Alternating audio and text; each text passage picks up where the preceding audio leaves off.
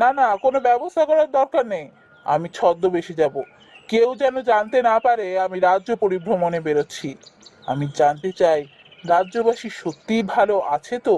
সাধারণ মানুষ হয়ে তাদের মধ্যে মিশে যেতে পারলে তবেই তাদের সমস্যার কথা জানতে পারবো, আর জানতে পারবো তারা আদৌ ভালো আছে কিনা। তাই আপনি কাউকে কিচ্ছু জানাবেন না। আমি ছদ্মবেশে রাজ্য পরিভ্রমণে বেরোবো।